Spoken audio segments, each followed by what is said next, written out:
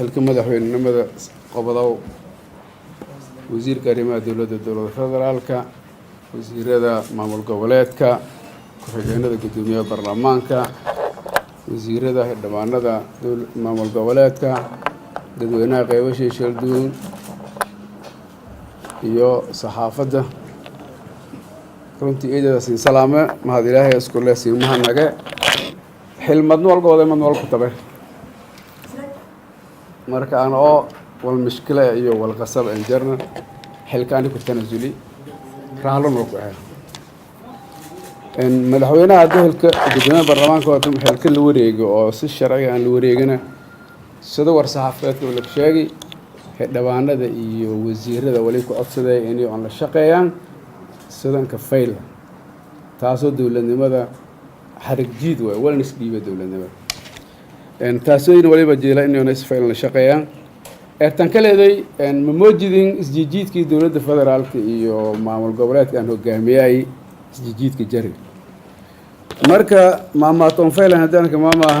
lama habrada u nigo qabsadaan la rabto kor marka anay dhali wal xukumo waay qaaliga xukumo waay madum ma raaysi talgoy ti unigan dhalno way tareeyeen shalgoy ti unig dhaleen way tareeyeen koroha iyo halsiyo markaan wali oo taa koonfur galbeed nabad haatoy hijar marka taasayeen taas ku leeyahay kaleeday wali codsaday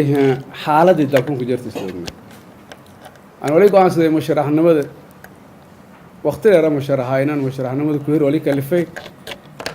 barlamaankii sida sharafta lahayn shaqeeyay waqti dheer hawada shaqeeyay haddii intii la qaado xamar la jeeyo iyo hamar la ka tashkiiliyo ana la oowada madiyo ogolaadeen yaani ogolaaday inaan isku tanasulo sababtaan ka tanasuli oo aan tanasuli 7 tartankii hay aan ku tanasuli taasa sababna hoyo antay rooga fadeen antay diido fadeen santuuq lay ka ogaado fadeen laakiin haddii oo mado baxeeno iyo ogin walayo aan baxayaan walayo lanka weeri iyo lankan weeri dawladdiina haddii ay gorashadee negative inay meeliyeenay antilay dadka loo bangareeyay fadeeno antilay la shaqeey lahayd iyana intii wal xaqiijido dadka dawladnimada iyo powerka adeegsatiya goosati markaas dartee wali reemeelunta jidmakay ku banaan saas dartee aan ku tanasuli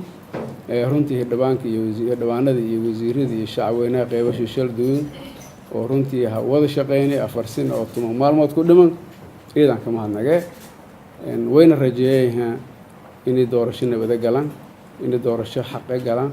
doorasho dimuqraadi inay galaan in kasto saat in muuqato saat la ku wadiyo hanu suurman lahayn laakiin haddana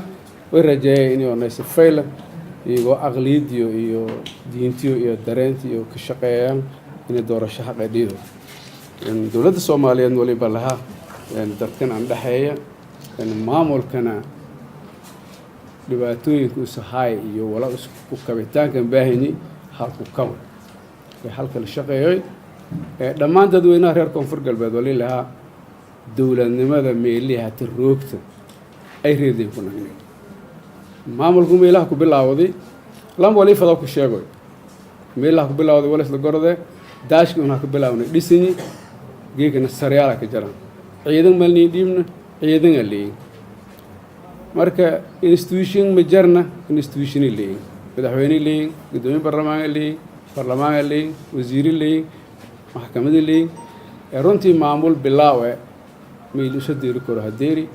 ciidan ka mahadnaga dawladda naftiya dawladda federaalka haabis qabano laakiin hanoola shaqeeyay in ka mahadnagaan runtii naftiya marka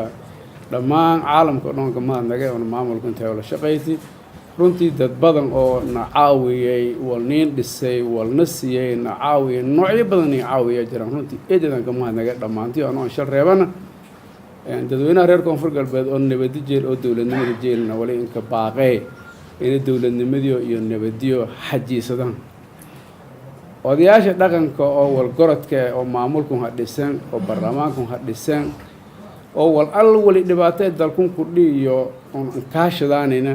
anoo mahadnagaw haddana way balaha meelisan roogteen guwada dowladnimada siin baahan runtii ciidamada geesiinta oo militariga iyo booliiska iyo nabad sugidda iyo amisom iyo koonfur galbeedna waliba leexaana dowladiidka haayay dhibaatooyinka dadka ka haayeen shacabka dhibaateeyaayeen oo hata ku adkaateen inta yaroo dhiman dhammaystira god alla godkiyo jaraanka gala shacabkun dhibaatada ku saara inta dhiman dhammaystira jiditeen fura dadaalkaasna runtii waliba waa anka baaqay ciidamada dhammaantiin marka ciidamada umahadsantiin mahad ilaahay isku leh wali in rajeeyay maamulka horumar wali in rajeeyay shacabka nabad iyo barwaaqo iyo dowladnimo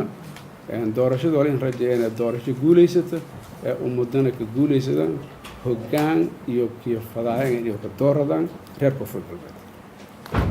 marka ciidamada umahadsantiin wasiirka arrimaha gudaha oo dowladda federaalka sii doona si lamada kelmo ku era kabacda madaxweynahan hiri doona bidin lahayd